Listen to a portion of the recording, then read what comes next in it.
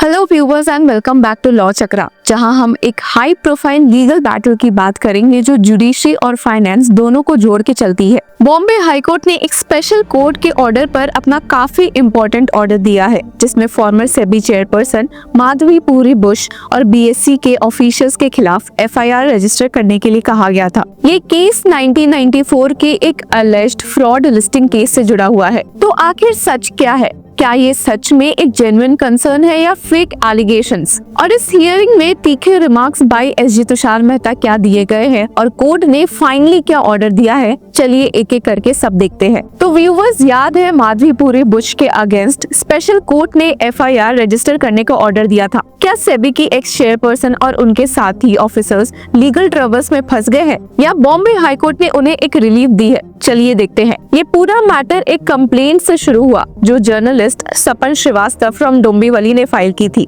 उनका कहना था कि सेबी के ऑफिशियल्स और बीएसई के कुछ लोगों ने 1994 में एक कंपनी को लिस्टिंग अप्रूव करने के लिए अनफेयर तरीके अपनाए थे, बिना प्रॉपर रेगुलेटरी नॉर्म्स फॉलो किए। ये कंप्लेंट कहती है कि इसी की वजह से मार्केट मैनिपुलेशंस, इनसाइडर ट्रेडिंग और इन्वेस्टर्स का पैसा डूबा है। कंप्लेंट का ये भी कहना था कि रेगुलेटरी अथॉरिटीज इंक्लूडिंग सेबी ने एक्शन नहीं लिया और उनके कंप्लेंट्स को इग्नोर कर दिया गया। स्पेशल कोर्ट ने ये माना कि एलिगेशंस प्राइमा फसाई एक कॉग्निजेबल ऑफेंस को दिखाती है और एंटी करप्शन ब्यूरो को एफआईआर रजिस्टर करने का ऑर्डर दिया। स्पेशल कोर्ट जज शशिकांत एकनाथ राव बंगर ने इस मामले में जो ऑब्जर्वेशन दी थी वो भी काफी शॉकिंग थी। उन्होंने कहा था कि there is prima facie evidence of regulatory lapses and collusion requiring a fair and impartial probe. The inaction by law enforcement and SEBI necessitates judicial intervention. लेकिन दोस्तों, जैसे ही ये ऑर्डर आया तो माधवीपुरी बुश और उनके बाकी लोगों ने मिलकर इसके खिलाफ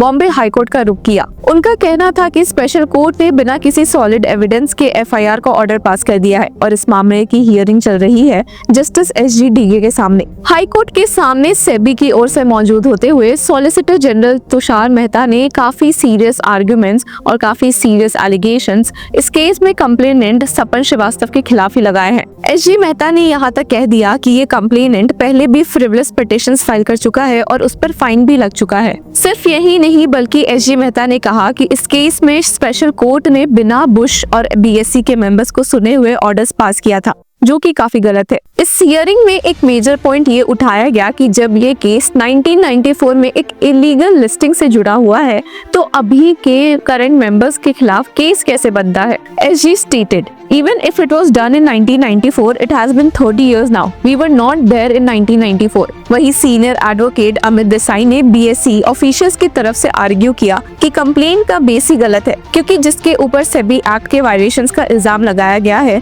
वो रूल्स 2002 में आए थे जब ये लिस्टिंग 1994 की थी। He stated, the regulation alleged to be violated is section 17 of the SCRA. The particular regulations was brought only in 2002. The learned judge does not even realize that the provision was not there. जज SG डीगे ने यही सब बातें सुनने के बाद अपना important order इस मामले में पास किया और स्टेट किया कि स्पेशल कोर्ट ने बिना किसी डिटेल्स पर गए मैकेनिकली एफआईआर रजिस्टर करने का ऑर्डर पास कर दिया है। एप्लीकेंट्स के ऊपर कोई डायरेक्ट रोल भी नहीं दिया गया है और इसी वजह से बॉम्बे हाई कोर्ट ने इस स्पेशल कोर्ट ऑर्डर पर एक स्टे लगा दिया। मतलब माधवीपुरी बुश और उनके साथी ऑफिसर्स के अगेंस्ट एफआईआर अभी रजिस्टर नहीं होगी। Justice Dige stated that it appears that judge has passed order mechanically without going to details and without attributing any role to the applicant. Hence order is stayed. आपको बता दें कि ये hearing काफी intense भी रही है, जहां एडवोकेट सुदीप पसबोला जो कि माधवी बुश को रिप्रेजेंट कर रहे थे ने क्लेम किया कि ये बात की कैल्स रिफाइनरी जो कंपनी इस पूरी मुसीबत की जड़ बनी हुई है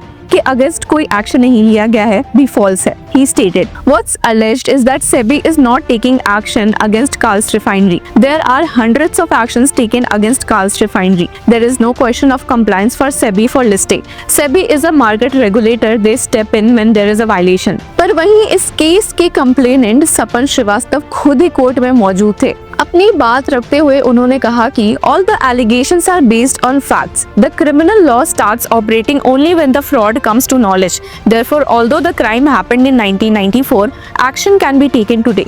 सिर्फ यही नहीं बल्कि उन्होंने क्लेम भी किया कि SEBI had not granted any NOC permission to Carl's refinery back in 1994. जब कंप्लेनेंट ने कहा कि वो और बातें कोर्ट में सबमिट करना चाहते हैं तो कोर्ट ने इस मामले को 4 हफ्तों बाद के लिए लिस्ट किया है। पर कंप्लेनेंट के खिलाफ एसजी तुषार मेहता ने काफी बातें रिवील की। He had stated, in nutshell, 2-para complaint filed with regard to some IPO with SEBI granted in 1994. All the parties are current members. Complete non-application of mind in all judgments. I will also show another judgment of this court where the petitioner was fined ₹5 lakh for filing frivolous petitions. सिर्फ यही नहीं बल्कि SG Mehta ने कहा भी कि कितने ऐसे जजमेंट्स हैं जिसमें दिख रहा है कि कंप्लेनेंट सिर्फ अपने पर्सनल यूज के लिए आए दिन frivolous public interest litigation file करता है। And that I have a huge chart ready. It runs into 2-3 pages. The series of frivolous litigations he has filed where the court has made a finding that he is extorting money. Public-spirited individuals must work for the public, but he is crowdfunding. ये बात भी noteworthy है कि complainant पहले भी judicial processes का misuse कर चुका है। उनका रिकॉर्ड दिखाता है कि वो क्राउड फंडिंग के थ्रू ऐसे केसेस चलाता है और उनका ऑब्जेक्टिव सिर्फ मीडिया अटेंशन लेना होता है।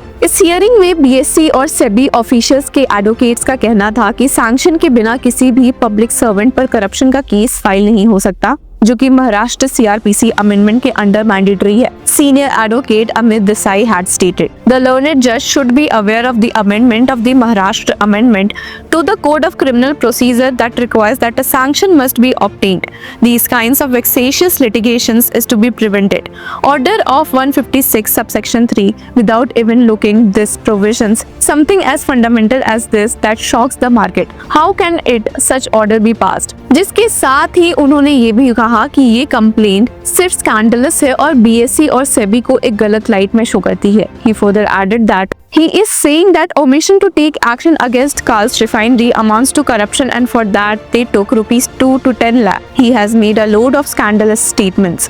These are the officials of the preeminent stock exchange of the India and it is an attack on the economy. It is unfortunate that the learned judge is not understanding the significance of this matter. All the allegations are bold and baseless. तो viewers, ये case एक बार फिर से judicial review के importance को show करता है। तो क्या आपको लगता है कि ऐसे फ्रिवलस केसेस जुडिशरी का टाइम वेस्ट करती है और उसके एफर्ट्स भी, या फिर सेबी और बीएससी ऑफिशियल्स पर एक अनबायस्ड इन्वेस्टिगेशन होनी चाहिए थी? तो व्यूअर्स, आपको क्या लगता है, क्या बॉम्बे हाई कोर्ट का ये ऑर्डर सही है या फिर स्पेशल कोर्ट का ऑर्डर सही था?